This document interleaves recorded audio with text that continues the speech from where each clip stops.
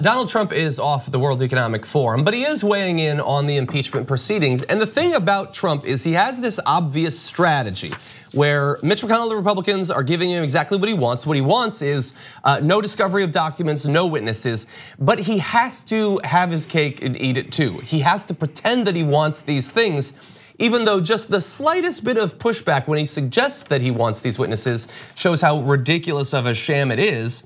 So during a press conference in Davos, he told reporters he'd rather have National Security Advisor John Bolton testify, but the quote, the problem with John is that it's a national security problem. You can't have somebody who's at national security. If you think about it, John, he knows some of my thoughts. He knows what I think about leaders.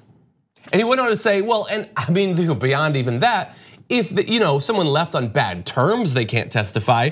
You don't like people testifying when they didn't leave on good terms. But you burn every bridge. That just means that nobody can ever testify against you.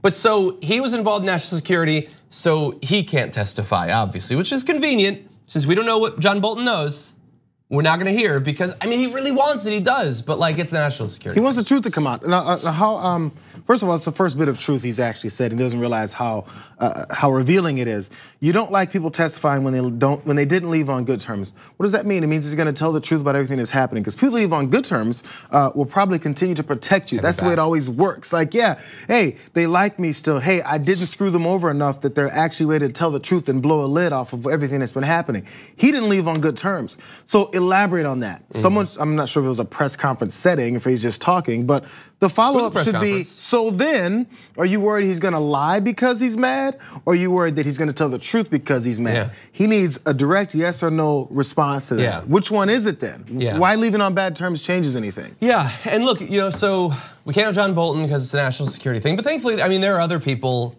theoretically that could testify. It's like some people want Mick Mulvaney, but unfortunately the president cited the same issue with regards to him. I mean, he'd love to have Mick go, he would, but national security and, well, Mike Pompeo's over at State, but I'd love to have Mike Pompeo testify, but again, that's a national security problem. Okay, well, I mean, okay, we can't have any of the big guys, but there were other people, right? Like Rick Perry, he was involved in this. Trump made a similar comment saying he'd love for Energy Secretary to testify, but we're dealing with national security. So here is some advice to future corrupt presidents of the United States.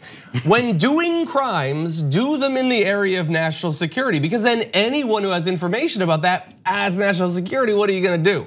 Yeah, we know that they're all involved in national security, diplomacy, all that stuff. They're involved in that because that's where you wanted to break the law. We still get to find out what was going on, or at the very least in a functioning democracy we should. And this is, by the way, we don't have the video, but this morning he literally said one of the reasons he's so confident during this impeachment process is we have all the material and they don't. He's admitting to obstruction of Congress, obstruction of justice by not turning over those documents. He's bragging about it at press conferences. That doesn't matter really, like the Republicans are gonna stick with him, Fox News is gonna stick with him, but he is out there shouting how guilty he is in all this, how deserving of impeachment and removal he is. Not even saying how much he has it all and they don't, but also saying that information apparently, which you can buy and you can read into this as being, that information would allow them to have the final pieces to put this all together. Like, it's admitting that that information is not only kept only for me, but also it's the most important stuff. Yeah.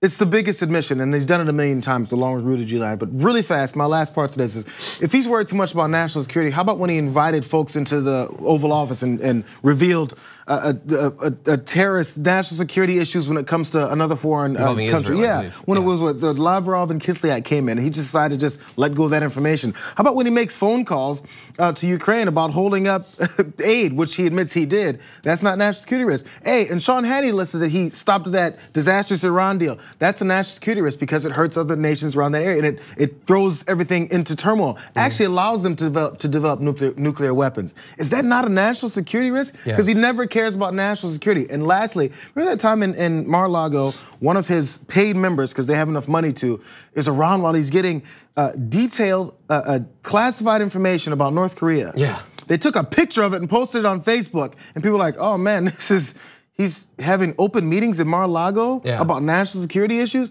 He doesn't care about national security because his national security in his head is only surrounding his national security to him is Trump security.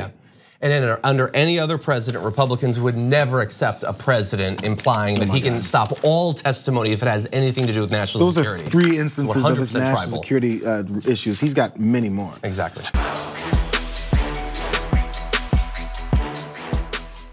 For more political news breakdowns, interviews, stories of activism, and me trying my hardest to care about the occasional big celebrity news story, subscribe to our YouTube channel at youtube.com/thedamagereport.